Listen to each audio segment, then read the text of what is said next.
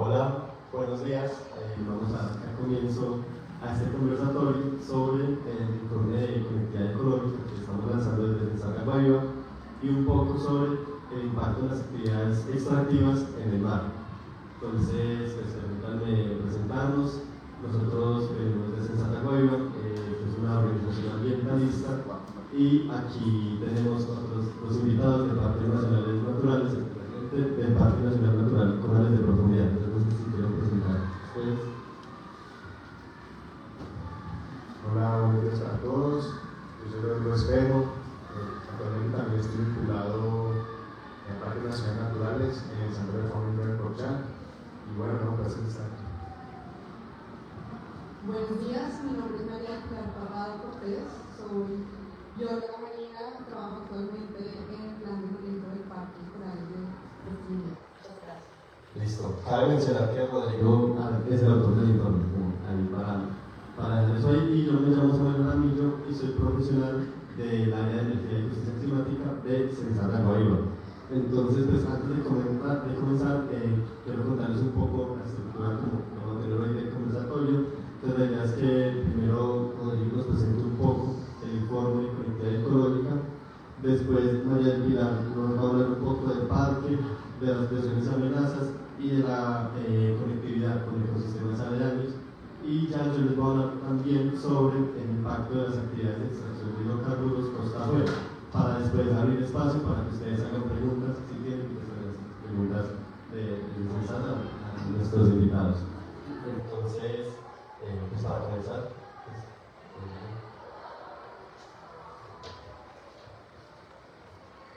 Buenos días nuevamente. Actualmente yo me desempeño más en temas de restauración ecológica participativa. Este informe surgió pues, de unos espacios que tuvimos con el Parque Coral de Profundidad de Sensat,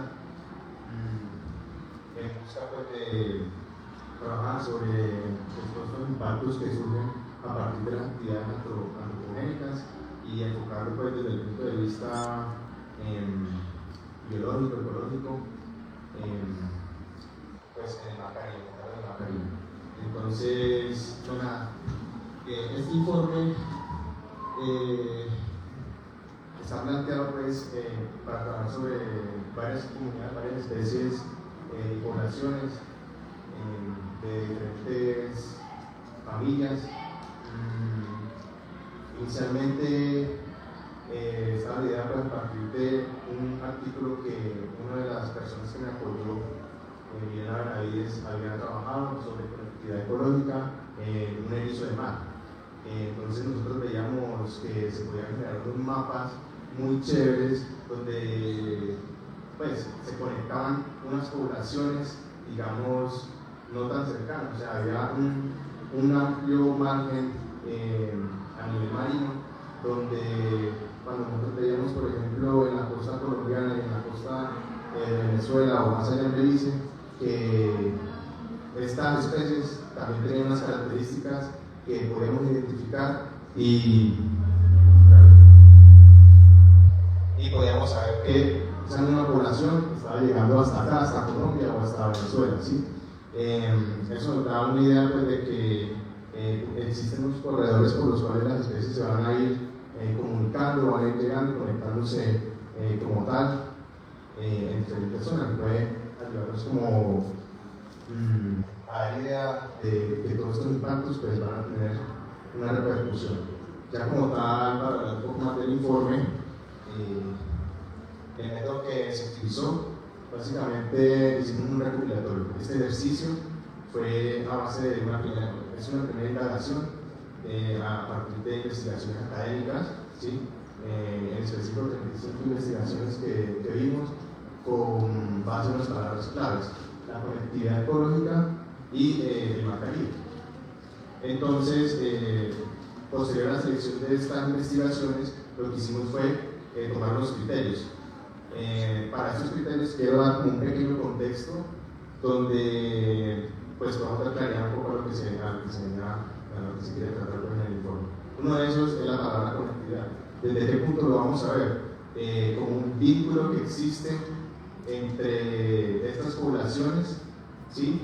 que permite saber dónde están llegando, ¿sí? Por ejemplo, y quiero hacer este ejemplo, digamos, en dos poblaciones de felinos en la sabana, imaginemos.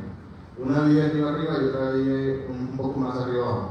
Pero sin embargo existe un vínculo de migración entre ambas poblaciones.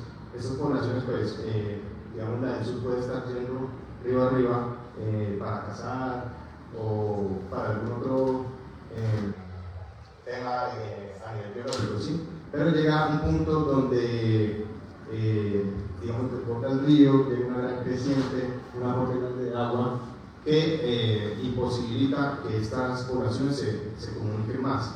Entonces ahí llega esa barrera que va a generar que estas dos poblaciones se diferencien. Ya no hay ese vínculo, esa conexión que es desde el que lo estamos viendo.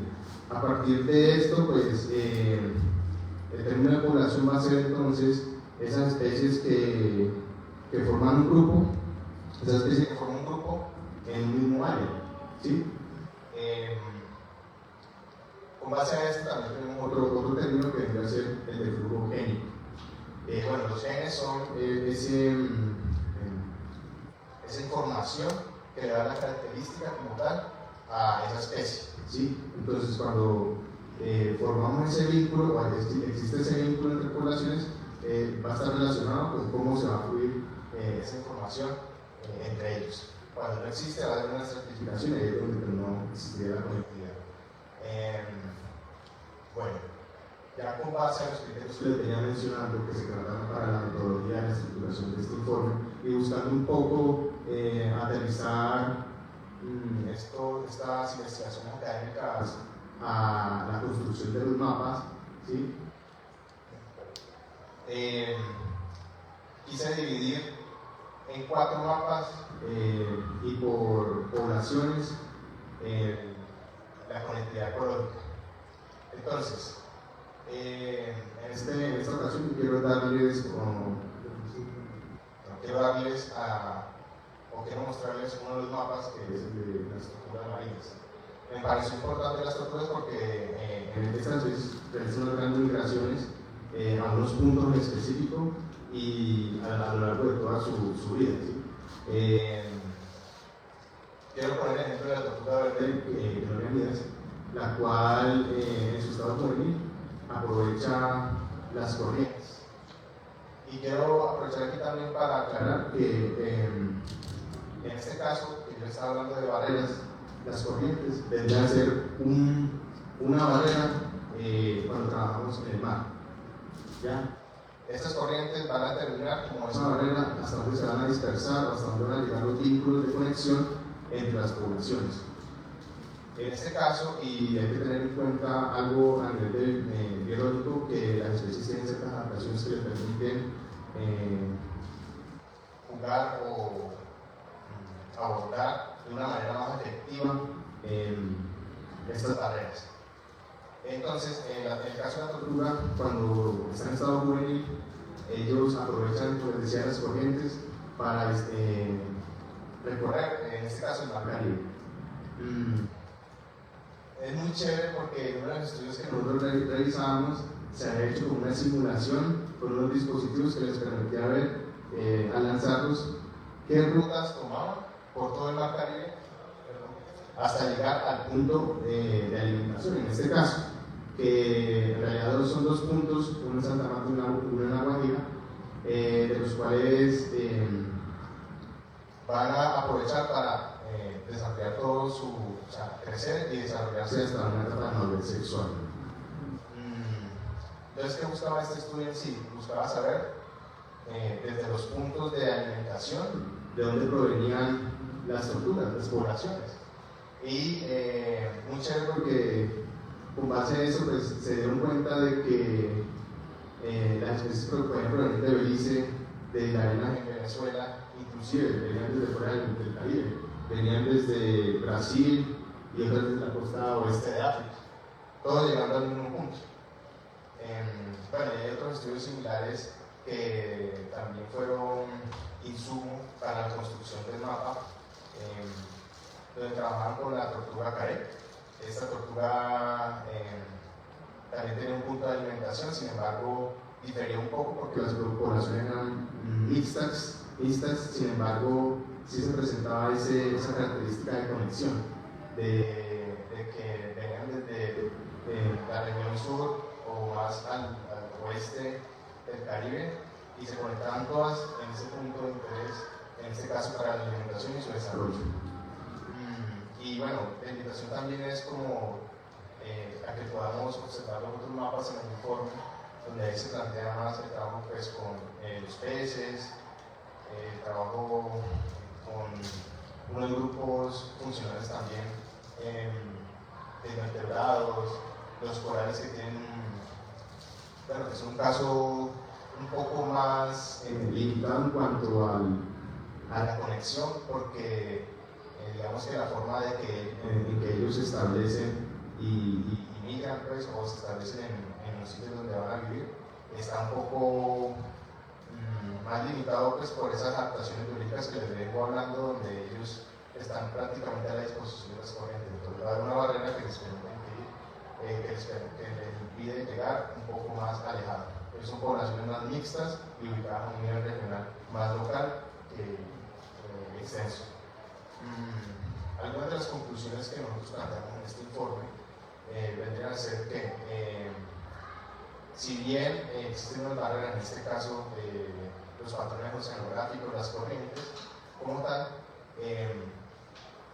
están estas especies que tienen esas adaptaciones a nivel biológico que les permiten llegar más allá y puede haber una conexión en distancia, pues, a nivel de espacio más alejada.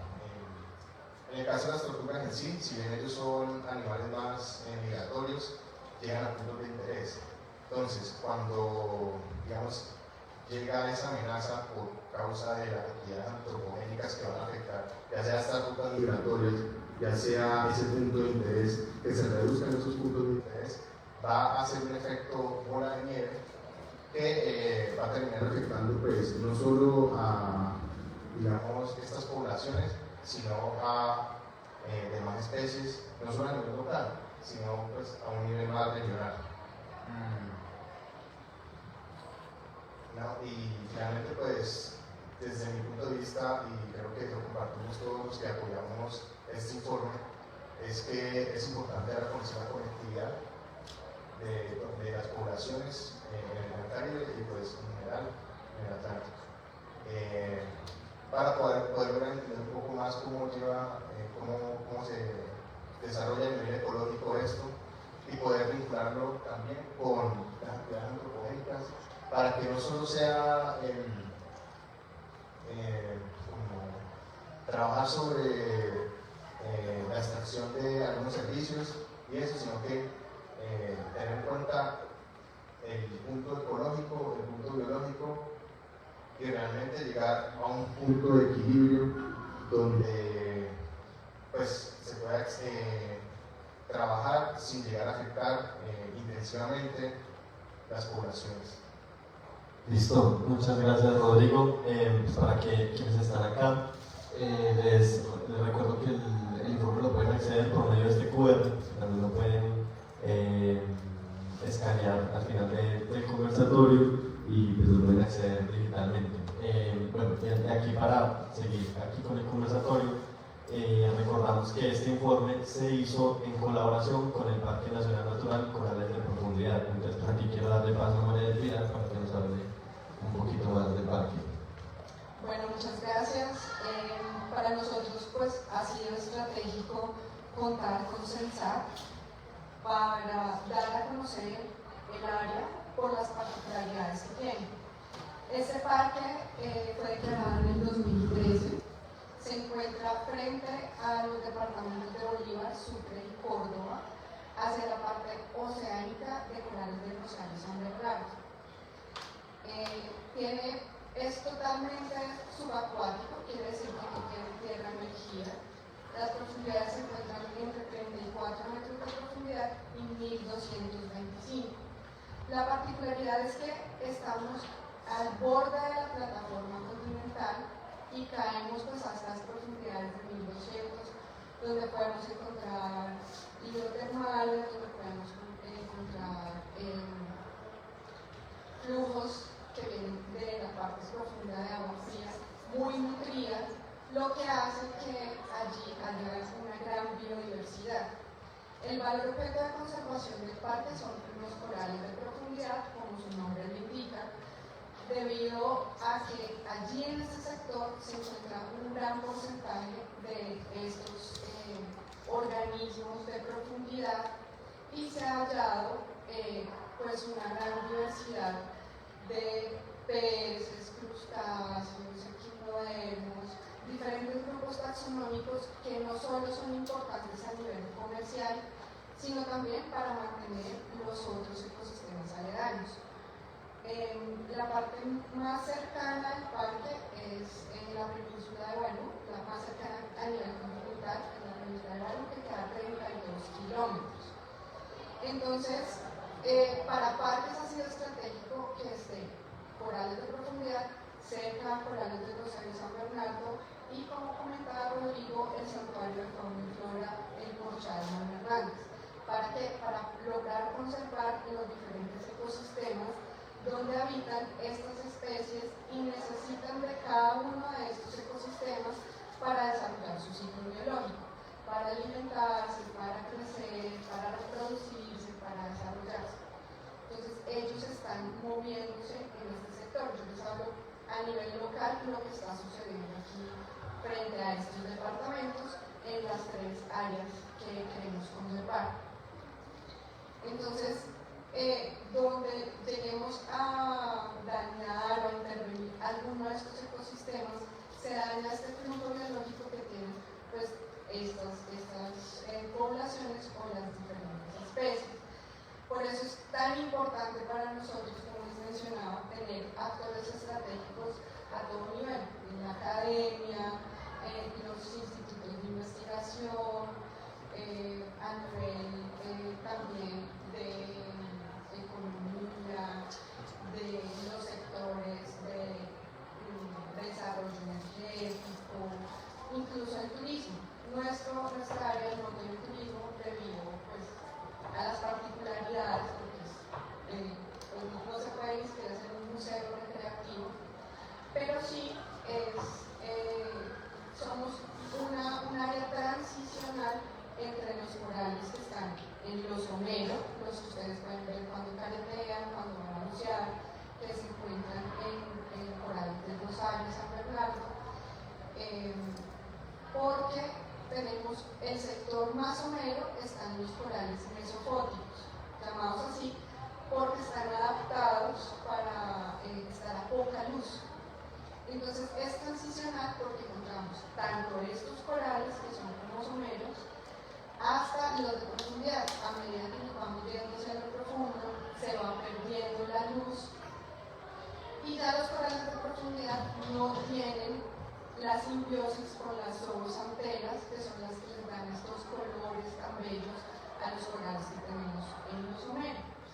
Entonces son netamente carnívoros. Entonces todo este talud tiene esa transición de esos corales que permite que haya una gran diversidad, ¿verdad? Porque hay diferentes especies que se benefician o que tienen su hábitat, que se alimentan, que interactúan entre ellos en este sector y, como les mencionaba, se conectan con los otros ecosistemas.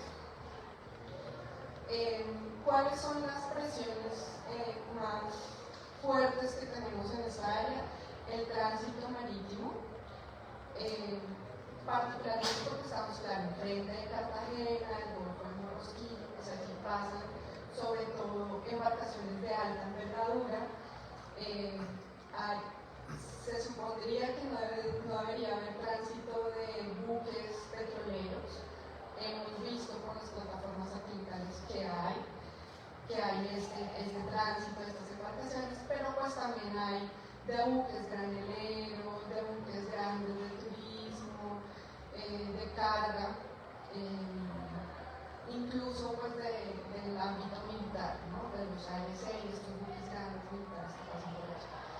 Entonces, ellos pues muchas veces al desconocer que existe esta área, porque incluso nosotros como colombianos, muchos ni siquiera saben que existe este parque, ¿verdad? No estamos apropiados de nuestro territorio marino, no conocemos mucho de lo que hay en el mar y hace parte también pues, de nuestro patrimonio que debemos cuidar por los servicios que nos prestan, no solamente protegiendo de estos efectos extremos climáticos, sino porque nos proveen alimento, bienestar para los que van de turismo, a comerse su pescadito, a la playa y demás.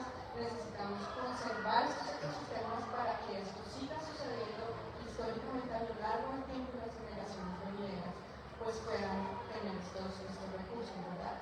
Entonces, por eso insisto tanto y agradecemos a Censar que coopere con nosotros primero para dar a conocer el área, conociendo todos que tenemos este lugar para conservar, que tenemos estos ecosistemas que brindan estos servicios tan importantes.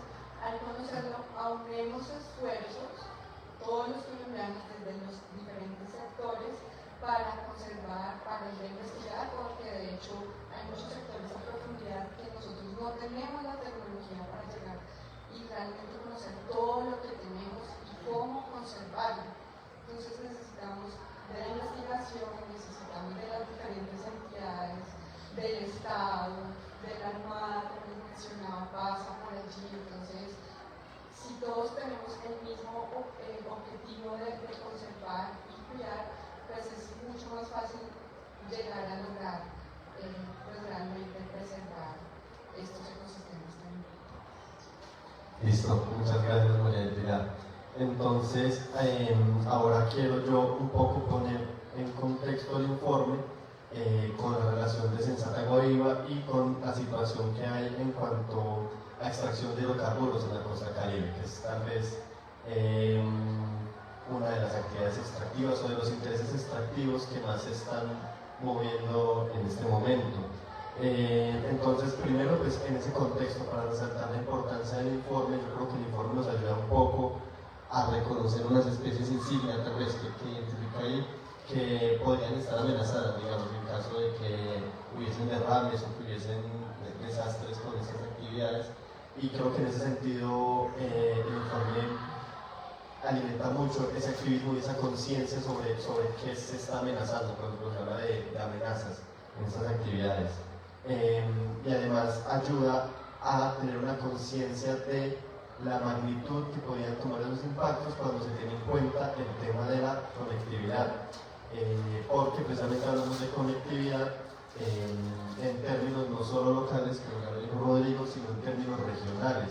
Entonces vemos especies que están conectadas por diferentes países, desde el Caribe, desde Panamá, subiendo más arriba, incluso desde Brasil o la costa oeste de África, como ya lo dijo Rodrigo. Entonces podemos ver que un impacto que podríamos pensar que ocurre en el punto donde se hace la plataforma costa afuera, en la tubería que se rompe y derrama petróleo, pues no se quedaría ahí, sino que podría incluso afectar especies que están conectadas con especies en la costa de África, para un poco repensar esta idea de dónde ubicamos los impactos y las amenazas. Y como lo dije anteriormente, todo esto se enmarca un poco en el contexto de que la extracción no solo de hidrocarburos, sino también, por ejemplo, de minerales estratégicos o incluso otras industrias como son la piscicultura. Bueno, todas estas industrias en este momento están como en un auge o en un revuelo en costa afuera. Entonces, aquí estamos viendo en particular para los hidrocarburos que se están impulsando proyectos de extracción de hidrocarburos, de extracción de gas o petróleo cada vez más lejos en el mar y cada vez a más profundidad.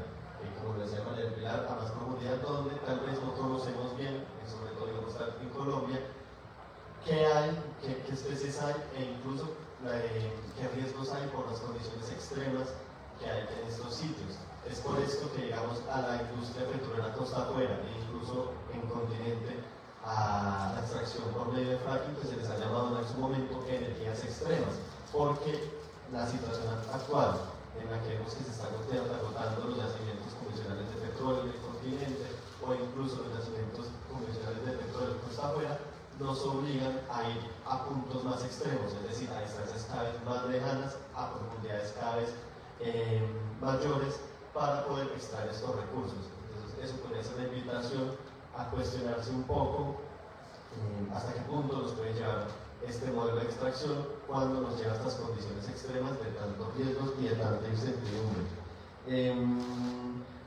Todo esto también creo que es importante traer a colación para repensarnos o pensar y cuestionar cómo ha cambiado nuestra relación con el mar, porque de pasar de ser tradicionalmente un espacio que nos proveía alimento, o incluso un espacio que era como el entorno de nuestro transporte, pues ahora lo comenzamos por esto de que la situación de escasez de algunos materiales nos obliga a mirar al mar para extraer, pues nos empieza a llevar a pensar el mar como un territorio de extracción, como un territorio de extracción de minerales, como un territorio de extracción de hidrocarburos, pero pues ya no se piensa el mar como tal vez eso a lo que nos accede, a lo que es mucho para transportarme, sino que lo vemos como pues, vemos algunas cosas en el continente, como podemos ver una montaña que está llena de oro que hay que extraer, o incluso un valle que tiene petróleo o que tiene carbón. Bueno, eso por un lado, y añadiendo más dimensiones a este tema de las actividades costa afuera y volviendo a retomar estos riesgos o posibles impactos que ponen en riesgo, por ejemplo, especies que están conectadas con especies en otras regiones, pues quería hablar un poco de la complejidad que tienen estas actividades costa afuera. Y son complejas por varios motivos. Tal vez yo creo que uno de los motivos que más llama la atención o llama la atención por su ausencia es que estas actividades extractivas, por estar tan lejos, no se suelen ver. Si yo estoy, por ejemplo, me paro en la costa de Tolú o en una costa de Sucre o de Córdoba, yo no voy a ver una plataforma que está a 100, 200 kilómetros costa afuera, y tal vez al yo no verla y no estar consciente y no tenerla presente en ese horizonte visual que yo tengo, pues tampoco la va a tener presente en la mente, va a ser un poco abstracto porque es algo que yo no veo. Y eso es difícil porque entonces es fácil ignorar porque no se ve, y es difícil porque las comunidades que están en la costa, que son quienes están como normalmente para otros proyectos continentales, incluso más cercanos a la costa, que son quienes están más cercanos y viven el día a día de esos proyectos, si el proyecto está muy lejos y no al punto de que no se puede entrar en contacto con él, pues va a ser difícil ejercer lo que se llama control comunitario, que las comunidades, por ejemplo, si ven un derrame de petróleo lo reporten, por ejemplo, entre otras cosas. Pues si el proyecto está muy lejos, eso no se puede hacer y se dificulta un poco ese control social de lo que ocurre en estos proyectos extractivos. Además, también está todo el tema especialmente relevante con las plataformas petroleras que tenemos costa afuera en La Guajira en este momento, que cada vez se extraen menos petróleo porque se está agotando el yacimiento. Está el tema de qué va a pasar con estas plataformas cuando terminen su vida útil, lo que llaman desmantelamiento de las infraestructuras, que es algo que tal vez en épocas de bonanza, cuando iniciaban los proyectos extractivos, no se pensaba, porque tal vez esa bonanza se llegaba un poco en pensar sobre el fin de esos proyectos, porque estaban concentrados en extraerlos y que se maximizar la producción y tal vez los beneficios, pero que ahora se comienzan a agotar y que vamos a tener cada vez más estructuras costa afuera que van a terminar su vida útil y que van a tener que ser atendidas. Pues vale la pena preguntarse qué va a ocurrir con ellas, porque es un tema que tal vez no se ha atendido, que no se ha estudiado y que es una potencial fuente de riesgos por los impactos que no se conocen, sobre todo a largo plazo, porque es algo que apenas está comenzando a ocurrir, no solo en Colombia, sino en el mundo, y porque por su característica los impactos a largo plazo pues no se conocen a corto plazo, sino que se van a comenzar a conocer a medida que pase el tiempo, y su gravedad, si bien en algunos casos puede ser estimada, no siempre puede ser conocida, lo que invita en esos casos a un poco a tener precaución, a utilizar el principio de precaución para prevenir estos impactos. Por ejemplo, sería una invitación o más bien una exigencia, que esas estructuras que están costa afuera sean removidas para evitar impactos por posibles fugas, posibles filtraciones por corrosión, entre otros temas.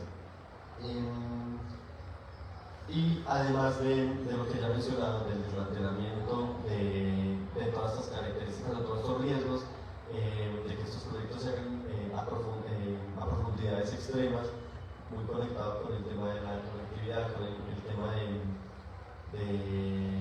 de cómo se mueven las cosas en el agua, pues también quería como resaltar otra característica de los riesgos de estos proyectos extractivos en el mar, y es su carácter no local, que muy bien se lo ponía Roger, en términos de especies, pues digamos estas conexiones no se piensan tanto localmente, sino a nivel regional, pero también estos impactos por el carácter, la característica del agua, de que es un fluido, de que el agua fluye, de que las cosas en el agua se mueven y no están en un solo lugar, pues los impactos tampoco están en un solo lugar y los impactos se mueven como el agua. Y esto entonces invita a pensar, por ejemplo, quiénes son las comunidades impactadas por un proyecto extractivo costa afuera. ¿Serán las comunidades que están más cerca o será todo el litoral, toda la costa? Porque esos impactos se van moviendo, se van difuminando. Pongo un ejemplo concreto, digamos, en el caso del Golfo de Morrosquillo, donde se exporta petróleo acá en Colombia, ¿quiénes son quienes se ven impactados por un derrame costa afuera?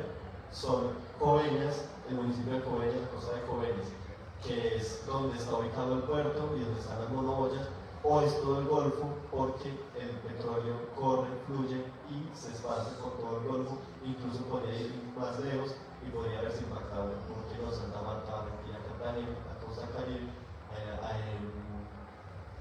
por esta característica de que esos impactos son no locales. Entonces eso yo creo que lleva un poco a repensarse cómo se piensan estos daños, estos riesgos, e incluso un reto también como para los gobiernos en cuanto a las jurisdicciones cuando estos impactos, digamos, trascienden las fronteras nacionales. Entonces, eso lo quería decir en cuanto a la complejidad de estas actividades costa afuera, y todo esto lo digo un poco para levantar un poco las alarmas o pedir que se le preste más atención a los riesgos de estas actividades en un contexto en que, como dije al principio, están en auge, están en vuelo, o se está mirando el mar como esta nueva frontera extractiva, dada como el agotamiento de muchas fuentes de recursos o de bienes comunes en el continente. Esto, si se mira con más a profundidad, si le ponemos un carácter más político, yo creo que conlleva a una crítica a un modelo de extracción que no es sostenible en el tiempo, por el mismo hecho de que no es infinito, y por no ser infinito nos está obligando en estos casos a acudir cada vez a métodos más extremos para obtener los recursos para mantener nuestras vidas cotidianas. Pero es una invitación a pensarnos, bueno, pero esos recursos no van a estar ahí siempre, ¿y qué vamos a hacer? ¿Hasta qué punto se justifica mantener este modelo? Y no solo por la finitud de los recursos, sino también pensándonos en los impactos en las comunidades que se han visto afectadas por cómo se llevan a cabo estos proyectos extractivos. Eso por ese lado. Y también es una invitación a pensar en un contexto en el que solemos impulsar o proponer una transición energética o una transición energética justa. Es una invitación a pensar hasta qué punto entonces se justifica adquirir compromisos a largo plazo de proyectos extractivos en la costa, cuando lo que queremos, o bueno, ese es el discurso que se proponen en espacios multilaterales e incluso desde el mismo gobierno, es hacer una transición energética. Entonces, es eso, una invitación a cuestionar la justificación de eso, y también una invitación a considerar otra vez el mar como un territorio de las comunidades, como un territorio, y que tener en cuenta eso es esencial si queremos añadir ese apellido a la transición energética, que es de lo justo. Entonces eso también, un llamado de atención a que si la transición va a ser justa, se debe pensar también el mar y su relación con sus comunidades, y no solo el mar como un territorio de extracción. Entonces, bueno, eso quería decir yo. Y pues agradecerle a María Elena Rodrigo por sus intervenciones, y ahora sí podemos abrir el espacio por si el público tiene alguna pregunta.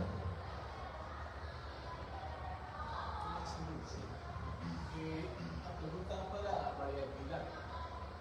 ¿Qué tanto afecta el tránsito de esa flota marítima de gran calado socio-horario, y si hay alguna ley que estipula en la restricción del tránsito sobre ese parque?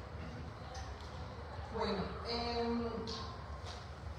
el tránsito puede afectar de diferentes maneras: por contaminantes líquidos, ¿sí?, por intercambio o químicos que se transporten, ejemplo, hidrocarburos, también con aguas de lastre, que son aguas que están almacenadas para la flotabilidad o los temas de las embarcaciones, que deberían hacerse en mar mucho más afuera, digamos, más oceánico, porque pueden traer especies invasoras, sobre todo por ahí la contaminación. También hay desechos sólidos, plásticos, encontramos mucho plástico, también proveniente del continente, claramente, pero pues también hay desechos de todo lo que se hace en cocina, de baños, todo lo que tienen estas embarcaciones. Ese es como los contaminantes o pues el efecto que pueden tener estos materiales. Se ha hecho un seguimiento, sí hay unos tratados a nivel internacional de la ONU, tenemos nuestras legislaciones y políticas nacionales. Al ser un área protegida, tenemos una herramienta que se llama el plan de manejo, que le dice a todos los actores que pasan por allí o que hacen uso del área qué pueden y qué no pueden hacer. Hay acuerdos, por ejemplo, con el tema de hidrocarburos, para que estos grandes buques no pasen sobre el área, sino pues lo rodeen. Desafortunadamente, no hay un conocimiento a nivel internacional. Tenemos muchos buques de bandera extranjera, y incluso a nivel nacional, como les mencionaba, no se tiene el conocimiento. Entonces muchos no lo saben, algunos lo saben y pues de pronto no dimensionan el daño que pueden estar haciendo. Entonces pues la estrategia es, primero, dar a conocer, y segundo, pues hay unos sancionatorios, hay unos procesos para castigar de cierta manera pues los cogemos infragantes, intercambio de agua, soltando basura, en fin, esas son como las estrategias que tenemos. Sí. Digamos, en su opinión, ¿qué tipo de estrategias se podrían llevar a cabo para garantizar que los resultados de este tipo de informes pues lleguen más allá de los círculos académicos y de los actores clave en la gestión ambiental y las guías de conservación, para que pues logren llegar un poco más, digamos, al público en general en la toma de conciencia y la implementación de políticas de conservación a nivel local y nacional? Bueno, como les comentaba, las estrategias son comunicación. Primero, pues si no tenemos el conocimiento en términos generales, pues no logramos llegar a esos acuerdos, ¿verdad? Para que no se caiga a nivel local, porque pues por experiencias en los mencioné, nos quedamos hablando con los pescadores, con el puerto o con las barcos, los que están individualmente, se queda muy a nivel local. Y incluso aquí a nivel central, las mismas entidades no tienen el conocimiento de lo que está sucediendo. Entonces sí es importante tener unas mesas de trabajo, de diálogo, pero que no queden solo locales o que no queden solo centralizadas, porque aquí se toman decisiones sin tener en cuenta lo que pasa a nivel local. Entonces siento que ahí es como el que se está cortando ese flujo de información y esa toma de decisiones sin tener en cuenta lo local.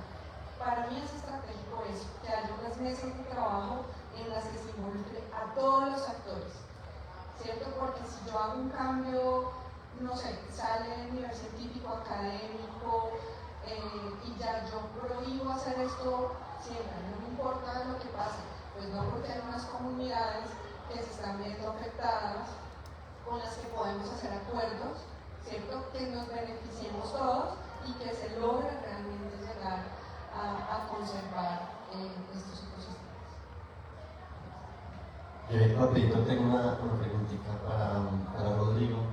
Pues como autor del informe, como usted hizo toda esta investigación, y como estamos hablando un poco de ese desconocimiento que podemos tener de lo que hay en el mar, usted, digamos, ¿cómo evalúa este estado de arte o este conocimiento que tenemos de la colectividad en Colombia, con la colectividad ecológica, con los equilibrios? Bueno, recordarlo que este ejercicio es como un primer paso, una primera indagación, y también una recomendación que yo hacía en el informe es continuar trabajando sobre la conectividad ecológica, y digamos que estudios sí hay, podemos trabajar con muchísimas especies, en este caso poblaciones, nos pueden dar una idea mucho más clara de cómo se comporta esa conectividad, cómo son esos corredores ecológicos. Si bien aquí intentamos ilustrarnos, sí es necesario que se fortalezca ese foco. Estudios sí hay, un ejemplo, el de las tortugas, que nosotros tenemos esos puntos importantes, claves para las especies, para las poblaciones donde se desarrollan y donde van a empezar a trasladarse a otros sitios, ¿sí? Entonces, mi recomendación era esa, no dejar este primer paso en esto, sino empezar y motivar a que se hagan más investigaciones, porque realmente esto es como una compilación a partir de estudios académicos. Y realmente, no solo a nivel local, sino a nivel regional, tenemos un montón de grupos funcionales que, si vemos a nivel de comunidad, pues también esta jaula de nieve que va a desencadenar pues, una respuesta a partir de las afectaciones antrópicas y demás, que es necesario abordar. Listo, muchas gracias. No sé si el público. Sí. Sí, para Rodrigo, usted dijo al final que había que buscar un equilibrio, entiendo que entre estos proyectos de exploración costa afuera y pues la protección ecológica. ¿Cómo se podría ver en la práctica pues este equilibrio? Ok, bueno, la idea que tenía yo con este punto es que, bueno, si bien no podemos eliminar completamente estos proyectos de extracción, ¿sí? Podemos empezar a pensar en una transición energética, ¿sí? Y también iba a plantear pues, algo más desde el punto de vista ecológico y biológico, ¿no? Como con estas mesas de trabajo que se puedan plantear con los diferentes actores, establecer un tipo de monitoreo sobre estos acuerdos que se lleguen y tener en cuenta pues, que la funcionalidad y el nivel ecológico pues, se va a ver afectado dependiendo pues, de lo que se vaya a hacer o no, y tratar de buscar como una manera de compensar o llegar a ese equilibrio donde podamos llegar a ese punto de transición energética que pues, nos beneficia a nosotros y también tengamos en cuenta las poblaciones. Listo. Del público, ¿hay alguna otra pregunta? Sí. ¿Ese estudio incluye algún tipo de registro fotográfico? Porque si bien nos explicas que la gran mayoría del estudio es con base en investigaciones académicas, intuiría que en este momento no tenemos registros fotográficos. Para este informe, la finalidad fue la elaboración de los 4 mapas. Se construyen los 4 mapas, se establecen pues, en grupos que tengan concordancia pues, para lo que se está trabajando, para la conectividad, digamos, un grupo de peces, grupo de tortugas, grupos de invertebrados, pero en sí no llevan un registro fotográfico implícito en el informe. Es que doy alcance un poquito a eso, porque es que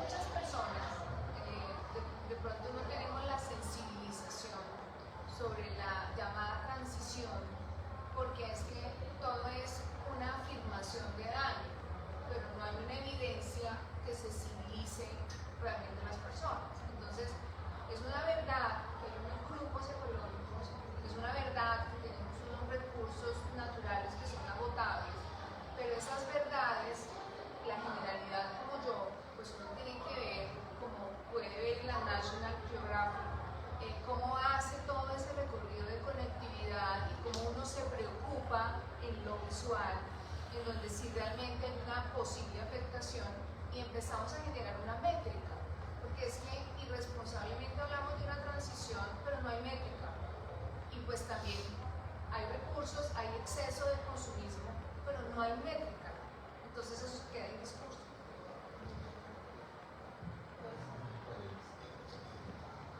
Tienes toda la razón. A nosotros es más claro ver las cosas para generar esa sensibilización.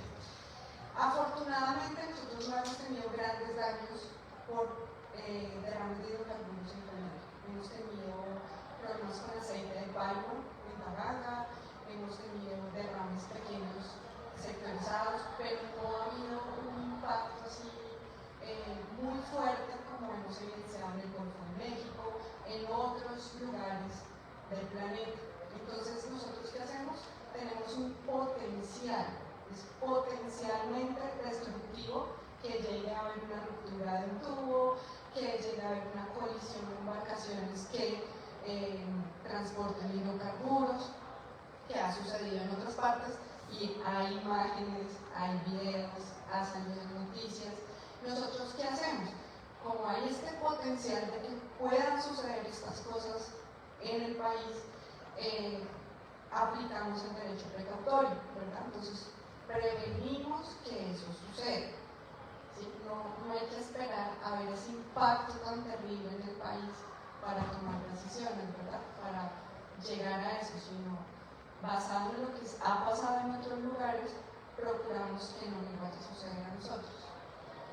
Yo ahí quiero complementar un poquito, y es que, como lo de María Pilar, afortunadamente no tenemos fotos como la National Geographic de esos derrames, digamos, en el Golfo de México, las manchas inmensas, pero pues de los derrames que se han habido, y pues ahí aprovecho un poco de publicidad porque justo tenemos un libro ahí que se llama Morrosquillo, Historia del agua, la vida del crudo derramado, que incluye fotos de algunos derrames de petróleo que ocurrieron en el Golfo de Morrosquillo.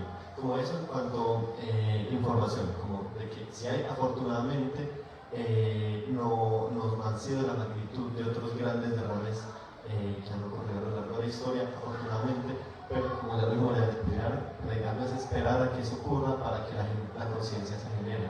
Y lo segundo es que yo creo que previo a ese recorrido, a esa documentación que tú propones, que me parece muy relevante y muy pertinente, pues es importante conocer qué documentar, y creo que este informe es un paso en esa dirección.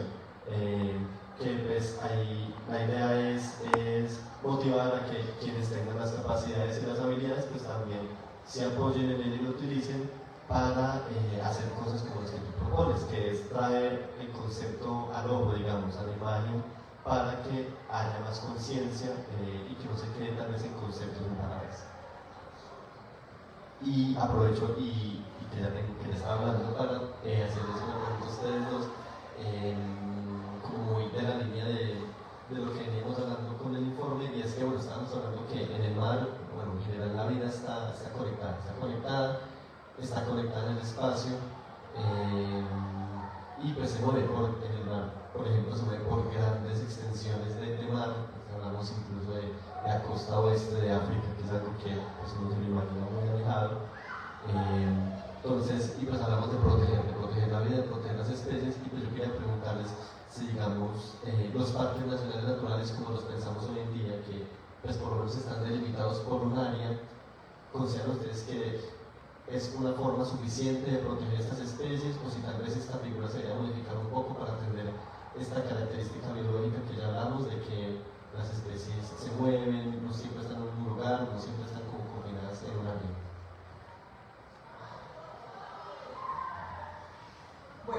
Como primera medida, las áreas protegidas tienen diferentes categorías de protección, ¿verdad? Tenemos reservas naturales, tenemos santuarios, tenemos parques y tenemos distritos regionales y nacionales de manejo. Esta categoría se da dependiendo de las actividades que haya en cada área, ¿cierto? Si los ecosistemas están bien y hay, digamos, un flujo de pescadores artesanales que están aprovechando el recurso hidrobiológico, pero todo marcha bien, ahí están los distritos, ¿verdad? Que se permite un uso. Y así a medida que pues, estas actividades se van desarrollando, llegamos hasta la reserva natural, que es totalmente intangible, ¿verdad? Entonces, por ahí es una estrategia, dependiendo de las áreas y dependiendo cómo se encuentren, se da esta categoría.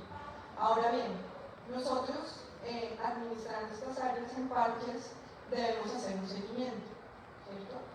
Dar fe de que año a año se está realmente protegiendo y conservando estos ecosistemas. Como tú lo mencionas, claro, las barreras las tenemos nosotros.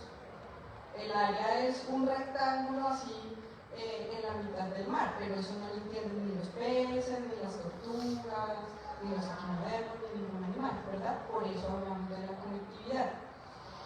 En ese sentido, insisto en que se debe llegar a acuerdos, se debe dar a conocer toda esta situación que está sucediendo, ¿verdad?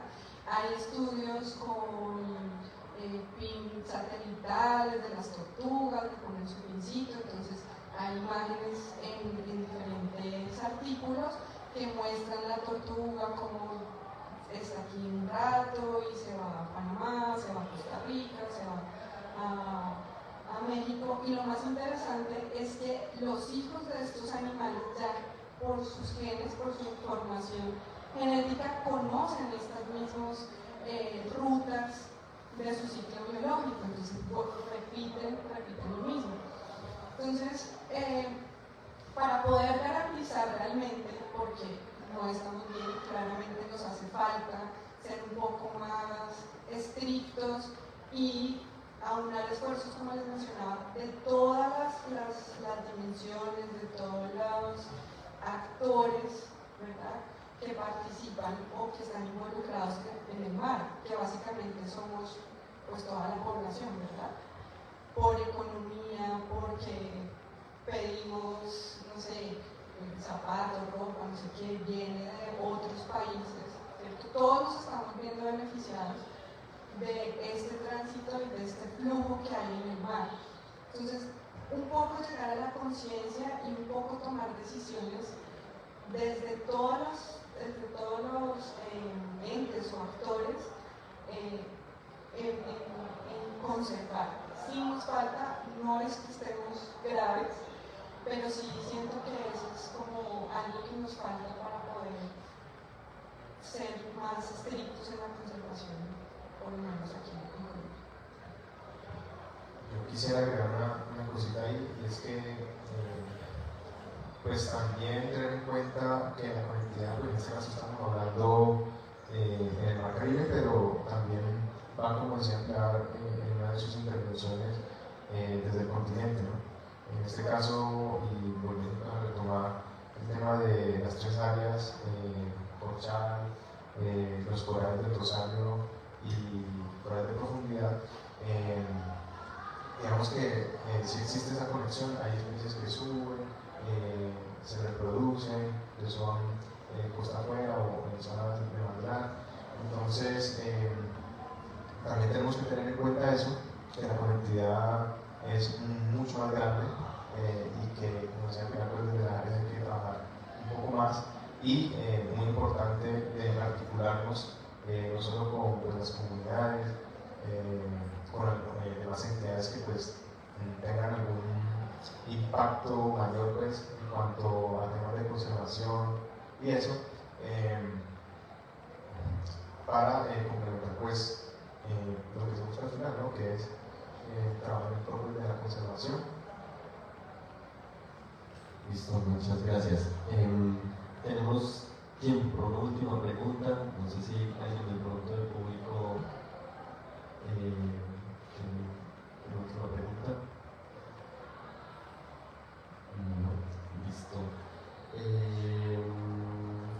Bueno, y ya entonces yo ahí como para cerrar, dado que Sensat, digamos, pues, se ha caracterizado históricamente por trabajar de la mano de las comunidades también en esto de la protección y de la prevención en estos temas del ambientalismo, pues quería preguntarles a ustedes desde el parque si también las comunidades deberían tener un rol en la protección de estas zonas que ustedes mencionan.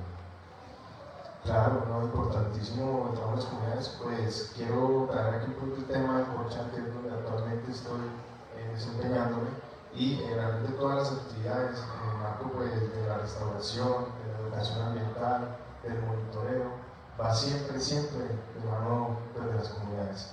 Entonces sí es importantísimo y son, digamos, actores claves para el manejo del área.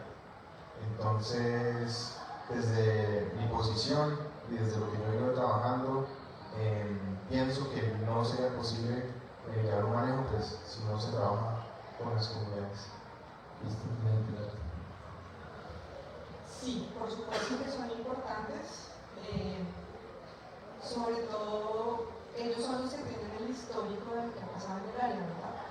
Uno llega cuando ya está el área declarada o cuando ya se han hecho otras cosas, pero estas comunidades pues están viviendo en estos territorios desde hace muchos años y tienen el histórico realmente de todo lo que está pasando. Entonces, partiendo desde allí, nosotros necesitamos conocer la historia para saber cómo ha cambiado, qué particularidades son las que tiene para poder tomar realmente decisiones eficientes de manejo. Listo, muchas gracias. Bueno, pues ya para cerrar, quisiéramos agradecerles a quienes asistieron, pues por acá, por la asistencia, por las preguntas, por haber prestado atención. Invitarles a que consulten el informe, que lo pueden consultar escaneando este código QR que está acá, o incluso buscándolo pues, en internet con su título. Invitarles también a que visiten el stand de Sensat Agua Viva, que está en el pabellón 8, stand 216, donde pues además de este informe hay muchos contenidos gráficos, hay informes, hay libros que pueden consultar relacionados con estos temas, no solo con el mar, sino incluso con temas de cuidado de manejo comunitario de bosques, temas de conflictos mineros. Entonces la invitación a que se den una pasada por el stand y lo visiten. Agradecerle a María del Pilar y a Rodrigo pues, por haber venido desde Santa Marta acá a este lanzamiento.